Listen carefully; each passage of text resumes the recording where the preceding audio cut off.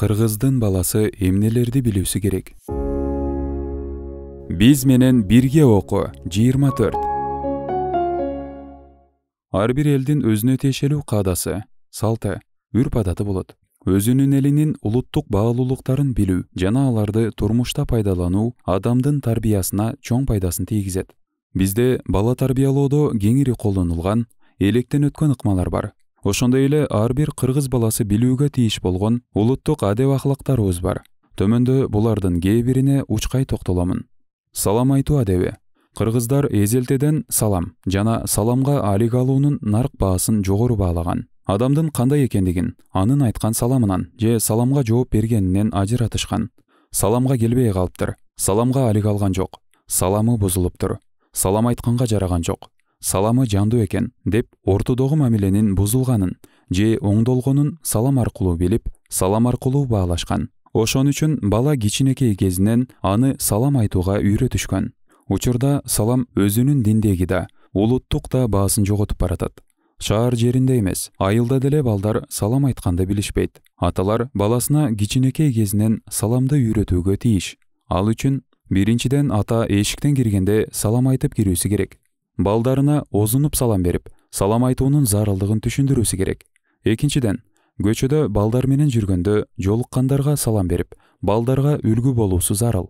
Үчүнчүдөн, салам айтуунун диндеги артыкчылыктарын, сооп сыйын түшүндүрүп, анын улутка да тиешелүү баалуулук экенин балдарга билдирүүсү керек. Жашы кичүү жашы улууга, сырттан кирген адам үйдөгүгө, унаада бара жаткан, жөө бара жаткан адамга, басып бара жаткан адам олтурган адамга озунуп салам айтуу адептен экенин балдарга үйрөтүү керек. Колго суу куюу адеби. Кыргыз эли коноктосууну, аны сыйлоону өнөр катары баалайт. Конок келгенде дасторкон жаюудан же эт тартуудан мурда коноктордун колуна суу куюлат. Сууну адатта үйдүн кичүүсү куят. Колго суу куюунун да өзүнчө жазылбаган эрежелери бар. Ата-эне балдарына конок күтүүнүн жол-жобосун, келген конокту кантип сыйлоо керектигин үйрөтүүсү керек. Кыргызда келген конокторду сый конок, азиз конок, кудайы конок, ток келген конок, ачка келген конок, улук конок, чакырылбаган конок деп бир нече түргө ажыратып, ар бирине жасалган мамиледе да айырмачылыктар болгон. Негизгиси бала колго суу куйганда отургандардын оң тарабынан баштап сол тарабына карай кыдырып, ийнине сүлгү асып алып, суу куйганда түптүз болбой, ийилип, сууну чылапчынга жакындатып куят. Колго даярдалган сууда өтө ысык же суук эмес, жылуу, жагымдуу болууга тийиш. Тамак жели бүткөндөн кийин келген коноктор сыртка чыгарда дагы бир жолу колго суу куйлат. Экинчи жолу суу куюлуп бүткөндөн кийин бала чылапчын менен чөгүндү сыртка чыгарып, кайра кирип олтургандардан бата сурайт. Отургандардын ичинен сакалдуусу балага бата берип, жалпысы аны кубаттап турат. Устукан тартуу адеби. Ар бир кыргыз баласы келген коноктордун сыйлуулугуна жана улуулугуна жараша устукан тартууну билүүсү керек. Эрдик кылып кой союп, иттик кылып төш тартты деген накыл бар. Бул келген конокту татыктуу сыйлоого байланышкан нуска кеп. Устукан тартуудан мурда малды туура желиктөөнү үйрөнүү зарыл. Ата баласына муну өз колу менен жасап үйрөтүүсү керек. Кыргыз жигиттин мал соя албаганы жана устуканды билбегени уят. Андыктан эгер үйдө кой союлбаса, аталар балдарын атайын мал сойгон жерге ээрчитип барып, мал желиктегенди балдарына үйрөтүп коюусу керек. Мисалы, кой сойгондо анын санынан, башкача айтканда арткы бутунан, жамбаш, кашка жилик, жото жилик, экинчи жагынан да ушундай. Жалпы 6 жилик, ал эми колунан да кар жилик, күң жилик, экинчи жагынан да ушундай. Жалпы 6 жилик чыгат. Мындан сырткары баш жана куймулчак, башкача айтканда буйрак баары биригип 12 устукан болот. Төш карчыга эт менен кошо салынат, бирок устукан катары тартылбайт. Жиликтелген этти бышыруунун да өзүнчө эрежелери бар. Казанга салып койсо эле эт бышпайт. Эт бышыруунун ыкмасында балдарга иш жүзүндө көрсөтүү кажет. Таза жуулган казанга муздак сууну куюп, ага этти салат. Суу эттин баарын көмүп тургандай болуусу керек. Сууну ашыкча көп куйса, шорпо даамсыз болот. Ошон үчүн этке жараша суу куюлат. Адегенде отту катуу жакпайт. Суу акырындык менен ысып, жай кайноосу керек. Бул учурда эттеги кан бышып, эттен бөлүнүп шорпонун үстүнө топтолот. Муну эткел деп аташат. Шорпо тунук болуу үчүн алгачкы чыккан эткелди калкып алып таштаган жакшы. Эткели алынгандан кийин отту күчөтүп, шорпону катуу кайнатуу керек.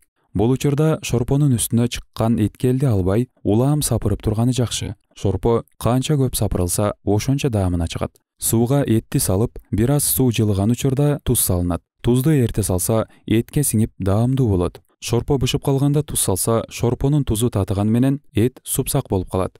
Этти сапырган адам карап туруп, батпыша турган жиликтерди оодарыштырып, шорпонун үстүнө чыгарып койгону оң. Антпесе алардын эти шылынып, сөөгү ор коюп жаман көрүнүп калат. Боор батпышкандыктан аны шорпо жаңы кайнай баштаган учурда эле казандан чыгарып койсо жумшак болот. Көпкө кайнаса боор катып калат. Кээ бир жерде башты эт салган казанга эт менен бирге бышырат. Мында шорпого баштын куйкасынын даамы чыгып калат. Ошон үчүн баш, шыйракты өзүнчө башка идиште бышырып алган жакшы.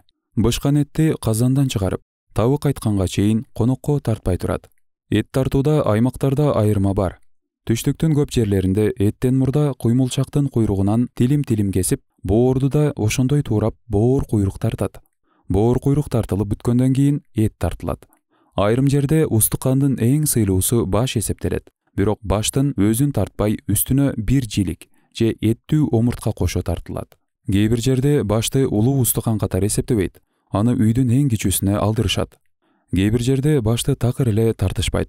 Куймулчакты бардык эле жерде эркектерге тартпайт. Аны аялдардын эң сыйлуусуна тартышат. Андан кийин сыйына же жашына карай жамбаш, жото жилик, кашка жилик, кар жилик, далы тартылат. Соң кара кабырга, эгер адам көп болсо омуртка, сээр тартылат. Бул айтылгандар койдун этине тиешелүү. Эгер эчки болсо анын куймулчагы жок болгону үчүн аксакал устукан жамбаштан башталат. Жылкынын этинде эң сыйлуусу уча болуп эсептелет.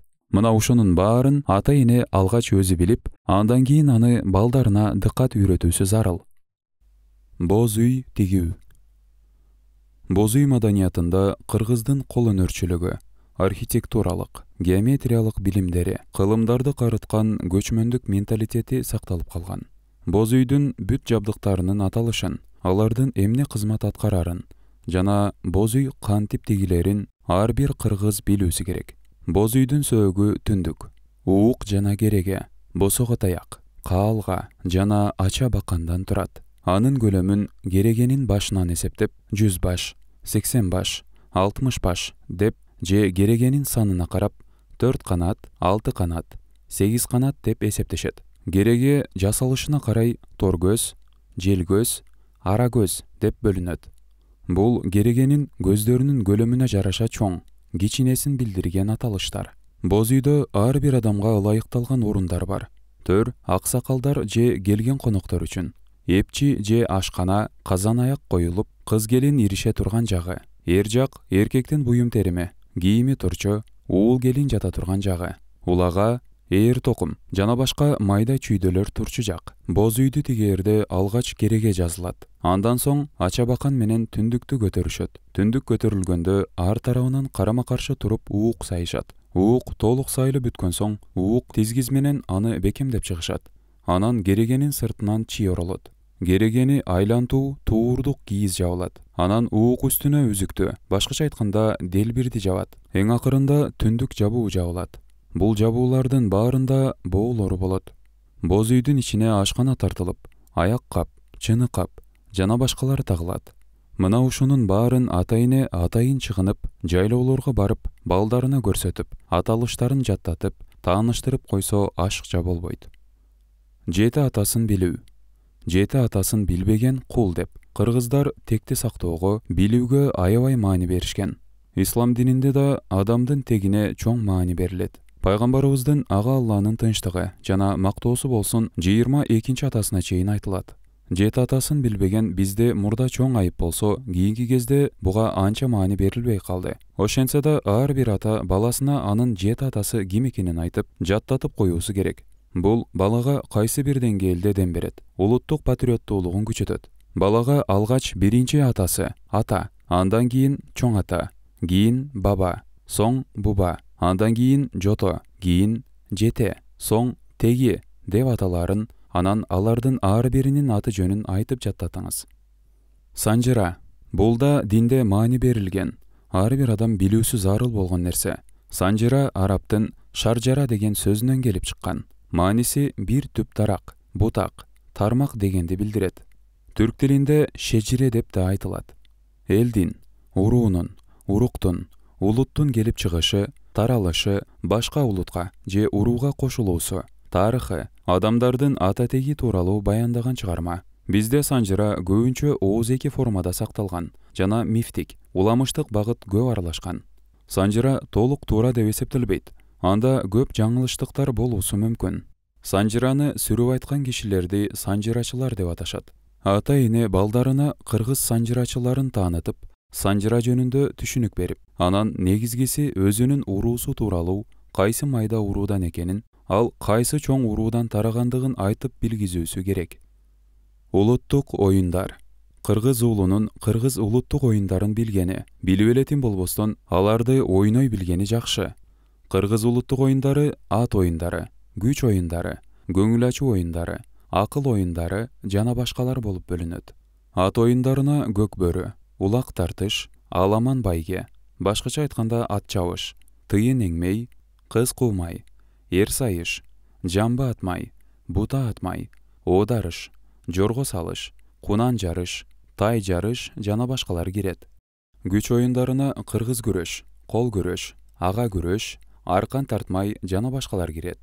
Көңүл ачуу оюндарына ордо, алты бакан, өргесе, шакек салмай, ак чөлмөк, шерик сурамай, качмай топ, жоолук таштамай, жашынмак, чакмак таш жана башкалар кирет. Акыл оюндарына киште, тогуз коргоол, тогуз кумалак, уюм тууду жана башка оюндар кирет. Бул оюндардын көбүн үйдө балдар менен ойноого болот. Үйдө ойноп, үйдө ойнолбой турган оюндарды, мисалы ат оюндарын атайы балдарды алып барып көрсөтүп туруу керек. Урматтуу угарман, каналга катталып, видеого лайк басып, бөлүшүүнү унутпаңыз.